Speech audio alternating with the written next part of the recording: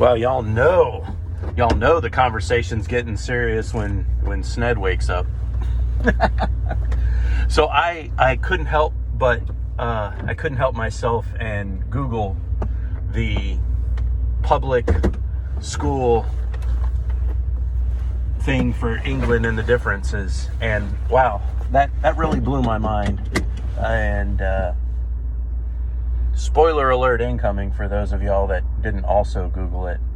So in England, public actually means private, in that anybody from the public can participate and pay. And then state would be what we call public school. What an interesting turn of phrase. Reminds me of how a bar would be like a public house, and the history of the public house is there could be a particular house in the village where they would brew an excess of beer and thusly have it open to the public. Fascinating to research those things. And research is kind of where I'm going with all this. And teeing off of a framework that Sned usually does with the whole what I'm watching. There's a guy who makes the podcast rounds named Eric Weinstein, and he is the brother of Brett Weinstein, which is the guy famous for that Evergreen College or whatever the hell the college was, that where the students famously revolted a few years back. And he became famous because he was progressive and a liberal, yet ended up being shunned out of the community by these people who took over the college for that particular time. Anyway, not about that. This is about his brother.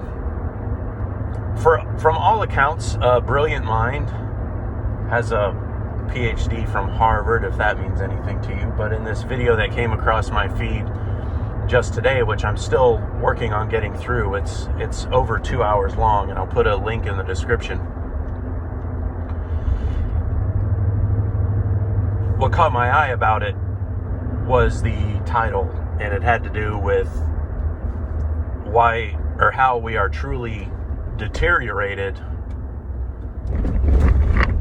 as a nation. I don't remember the exact title, but if you click on the link, you'll see. Not quite smart enough to remember all that. But it came down to how the universities have changed. And he mentioned how through 2 world wars, it was the intellect of our universities that won the war. Code breakers, radar, if you believe all that shit. But the difference would be, nowadays, instead of the highest or the most prestigious section of schooling, instead of it being mathematics or physics or chemistry, it's the social sciences, the soft sciences.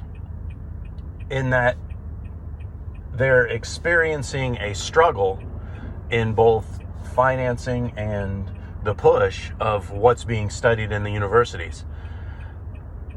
Non-Western studies, things of that nature, against math. And it's to our detriment, according to this particular expert. Made me wonder why. And I know in our group, we've had this discussion before about whether or not college is important. So I don't want to get too far down into the weeds with this, because I had a very differing point of view than most everybody. This was probably about low on 10 years ago.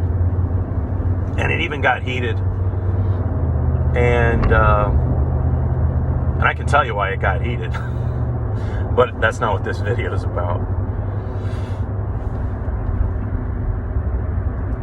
Eric Weinstein's wife is an economist, and when she was either up for her PhD or she was working under a Nobel laureate, she came up with an equation for the consumer price index. And what that is, that's the basket of items that we look at economically to see what's going on with inflation and with value. So how much, say it's what a gallon of milk costs, what a box of diapers cost, just as an example. I don't know exactly what's in the CPI. She came up with a formula that really solidified the CPI in a way that would make the calculation more accurate. Are you still with me? They threw the whole thing out. They threw her out. And the only thing I can think of is you throw out that calculation, and CPI is used to determine funding for different things. And what Eric Weinstein explained is, if the CPI is a certain amount, they can tax and they get to keep it. If the CPI is a different amount, they tax, but they have to give it away. So CPI is a determining factor of wealth redistribution. I guess, to make a long story short, this whole situation is an attack on intelligence. And from what I can see, I don't have all the angles, but from what I can see, it does seem to hold water. Even to the point of, on the conservative end, you take the highest level of education of Republicans tends to be high school or below, where the highest level of education seems to be Democrats, with college and PhDs and all that other shit. We can look at it and say, well, that's because when you go to college, you get radicalized, and that's the result of that. And say that is true, but I think people of the Republican, of the conservative side, tend to be duped. They get bogged down in getting the job done. And you say, take an electrician. Most electricians that I've met, by and large, from the trades, are brilliant people, but never pursued a secondary education. So never built on the math of Newton, never built on the math of Einstein if they went that high.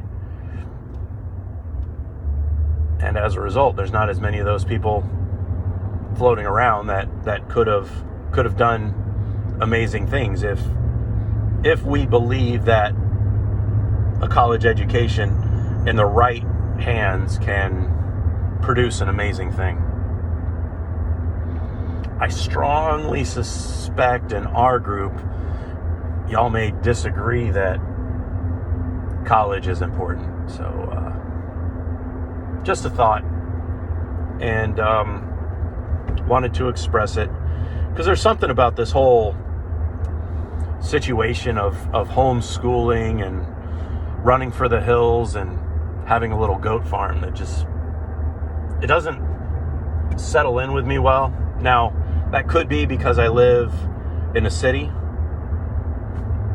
and thus I have my own biases, but I'm interested in what y'all think of all that. Link in the description box below.